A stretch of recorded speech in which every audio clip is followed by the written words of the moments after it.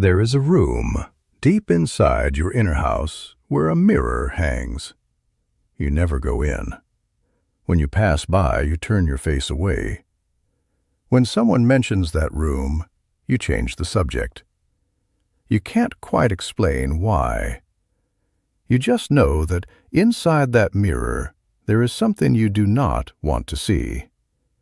And that, throughout your entire life, you have developed a fine, almost artistic skill of keeping that door closed without even needing to think about it. Friedrich Nietzsche had a line that still cuts through anyone who reads it today.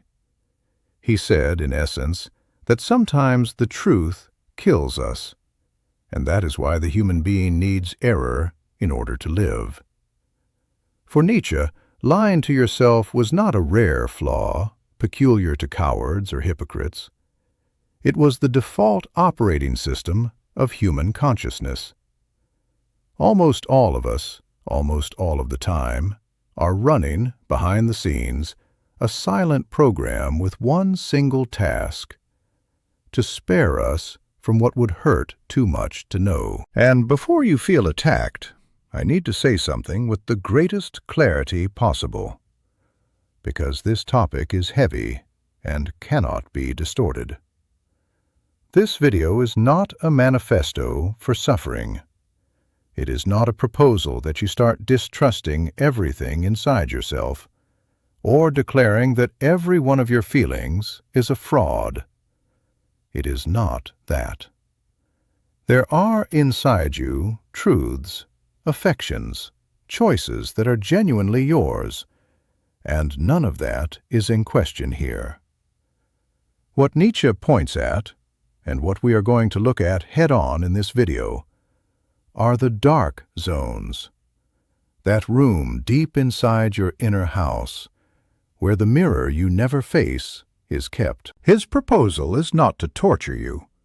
It is to offer you, with the greatest adult seriousness, the chance to pick up the lantern and walk in, to look at what is inside. Not because it is beautiful or inspiring, or because it will make you happy tomorrow, but because, on the other side of this crossing, there is a form of life you do not yet know, and that is the only one that truly deserves to be called yours. If you have the courage to take this walk, stay. Nietzsche has 7 truths about self-deception. They will hurt, but if you bear them, you will not be weaker at the end. You will be, for the first time, in contact with what is real. First truth.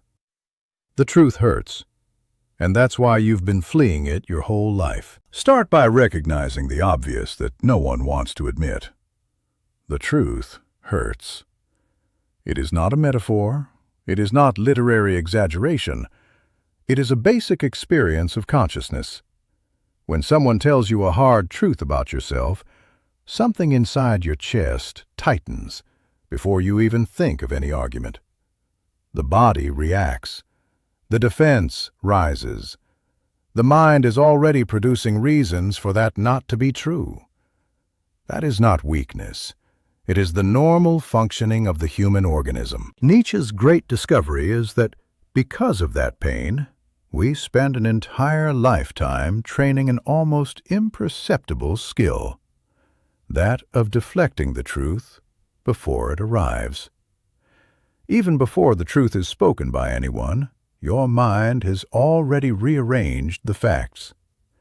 Even before you see a scene, you have already interpreted it in a way that spares you. Even before memory rises to the surface, it has been silenced down in the basement.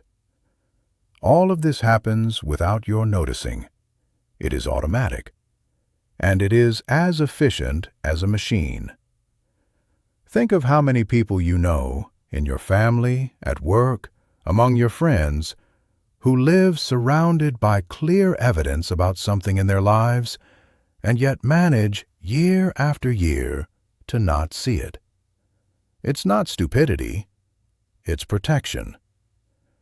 And now ask yourself, with brutal honesty, what if I do that too?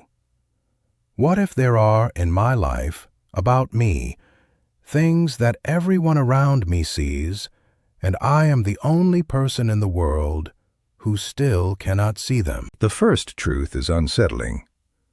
Your mind is not a neutral observer of reality. It is a defense lawyer, hired by you since childhood, specialized in protecting you from what you don't want to see. And this lawyer works 24 hours a day, free of charge. To you watching, if this first truth made something stir deep inside, if you felt that tightening before any argument, write one single word in the comments. Mirror.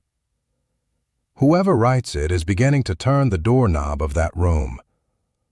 Second truth. Your justifications are the most sophisticated crutches there are. Notice something almost everyone does, but almost no one perceives. For every single thing you don't do, but know you should, you have a justification ready. For every single thing you do, but know you shouldn't, you have another one. For every bad relationship you keep, there is a reason. For every postponed project, there is a circumstance. For every small lie you tell someone dear, there is a noble motive. You are never without an excuse. Your mind is a permanent factory of explanations.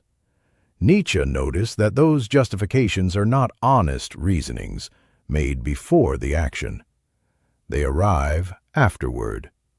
First you feel the impulse, you do or you fail to do, and only then does the mind step in and build the argument that makes that look reasonable, inevitable, or even admirable. Rationalization is one of the most sophisticated technologies of the human spirit. It turns cowardice into prudence, laziness into wisdom, pettiness into realism, mediocrity into maturity. And the worst part, you believe it. You're not pretending. When you tell yourself that you didn't try that because it wasn't the right time, or that you didn't say that because it would have hurt someone, or that you didn't make that choice because you had responsibilities, you feel, inside, that you are being honest. And maybe you are, in part. But beneath that layer of visible honesty, there is usually another, deeper one that you have never gone to look at. The naked, embarrassing, simple truth that you are dressing up behind the elegant argument. The second truth is uncomfortable. Learn to distrust your own justifications, especially the most elegant and well-articulated ones. The most sophisticated ones usually hide the most. It does not mean every explanation of yours is a lie. It means it's worth asking, every now and then, what if I take that intelligent crutch away? What do I see of myself without it? Third truth. You did not forget. You decided not to remember. Here, Nietzsche makes an observation that is almost a punch. He said, paraphrasing one of his central ideas, that when memory says, I did this, and pride answers, that is impossible, I could not have done that. In the end, memory yields, and you forget. You don't forget by accident. You forget because remembering would cost too much. Think about the things you have done throughout your life that you are not proud of. Those small acts of cowardice, silent betrayals, cruel words you threw out at the wrong moment, choices for which you know, deep in your chest, that you hurt someone or diminished yourself. Most of those things your mind has archived in folders of difficult access. You would need a huge effort to bring them all back to consciousness, in order, with clarity. And even when one of them surfaces without warning, you feel a sharp discomfort, and the mind quickly redirects to another thought. This isn't a memory failure. It is a form of management. There is a selection being made all the time about what deserves to remain available and what needs to be pushed into the basement. And the criterion for that selection is not the importance of the facts. It is how much they threaten the image you need to have of yourself in order to keep being who you are. The truths that reinforce your self-image are illuminated. The ones that threaten it are turned off. The third truth is hard. Much of what you say you don't remember, you do. You just decided on some level that this cannot be accessible. To recognize this does not mean punishing yourself for the past. It means opening the possibility of finally looking at some of these memories with the eyes of the adult you have become, instead of continuing to pretend they don't exist. Fourth truth. The blame you throw on others, you chose to carry. There is an escape strategy so common that it almost goes unseen. It works like this. Every time something goes wrong in your life, the first thing your mind does is look for someone to blame. And almost never at first instance is that person you. It's your boss who doesn't see your worth. It's your family that limited you. It's the country that gives no chance. It's your partner who changed. It's the luck that didn't come. It's the era you were born in. There is always someone. There is always something.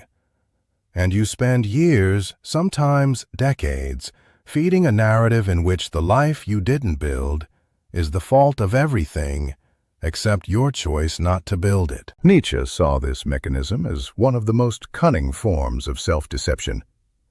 Not because the world is fair, or because real external factors do not exist. They do. But because, behind every accusation directed outward, there is usually a choice of yours that you don't want to face. You chose to stay in that job. You chose not to have the hard conversation. You chose to postpone the decision. You chose to believe in the justifications. You chose not to try. And each of those choices, added to the others, built stone by stone the life you now blame on others. I'm not saying you are guilty of everything bad that happened to you. There are pains that come from outside, without warning, without reason. But I am saying with Nietzsche that there is a far larger amount than you would like to admit of things you attribute to others, and that if you look carefully, were yours. They were your choices. They were your omissions. They were your silences. The fourth truth is bitter. The most transformative exercise there is consists of, in front of every complaint of yours about the world, asking, "And what did I do or fail to do for this to have become my reality?" Not to sink into guilt, but to take the power out of others' hands and return it to yours. Because from the day you admit you chose, the possibility of choosing differently is born. Fifth truth. That dream you postponed, you never wanted to fulfill. Here is a truth that hurts particularly. Almost everyone carries an old dream, something they tell themselves since forever. One day I will. One day I'll write that book. One day I'll open that business. One day I'll learn that instrument. One day I'll travel to that place. One day I'll ask for that divorce. One day I'll begin that life. And the one day stretches out year after year, always present, always postponed, always due to circumstances that never end. The American myth of someday is more dangerous than the European myth of never, because it dresses up the avoidance as a plan. Nietzsche would ask the cruel question, what if you never actually wanted it? What if what you call a dream were, in truth, a fantasy that has a very specific function in your psychic life, that of giving you an identity of a person who could, without forcing you to face the real cost of trying? Think carefully. As long as the dream is postponed, you are the person who has that dream. You feel on some level better than others who don't have one. You imagine how it would be, and that gives you a certain pleasure. And at the same time, you never have to face the fear of trying and failing, nor the discomfort of finding out, perhaps, that it was harder than it seemed, or that you weren't as capable as you imagined, or that, upon achieving it, you would discover it wasn't quite what you wanted. The postponed dream offers all the benefits of identity, with none of the risks of action. The fifth truth is sharp. Many of the dreams that seem postponed by force of circumstance are in truth preserved intact by your silent choice never to come close to them. If you want to know what you really want, don't look at what you say you want. Look at what you have done. Your actions of the last 10 years tell you, with more honesty than any of your speeches, what you have actually chosen to want. Sixth truth. The truth does not free you on first meeting. It breaks you. There is a modern myth, often repeated in pretty phrases, according to which the truth sets you free automatically. You find the truth, and instantly you become light, free, happy. Nietzsche, who knew the truth up close, laughed at that myth. He knew that the truth, before anything else, hurts, and breaks, and disorganizes, and only after that, if the person bears what comes, is there the possibility that something new is born. When you finally recognize, after years, that that relationship was over a long time ago, you are not happy the next instant. You are devastated, because now you have to face everything that comes with that admission. When you recognize, after a lifetime, that you chose the wrong career out of social cowardice, you don't celebrate. You feel the crushing weight of years invested on the wrong path. When you recognize that that person you idealized, and who structured part of your identity, was cruel to you, you don't feel free. You feel that part of the ground has disappeared. The truth, before liberating, destroys the system of lies that was sustaining you. And that system, although false, was functional, was your home. To leave it means, for a while, to be without a home. That's why most people, when they get close to the truth, back away. Not because they are weak, because deep down, they sense the size of the collapse. The sixth truth is the most important of all. The truth is going to cost you dearly before giving you anything in return. Knowing this in advance prepares you not to flee at the exact moment when it arrives. Bearing the break is the narrow gate through which real life begins to enter. Seventh and final truth.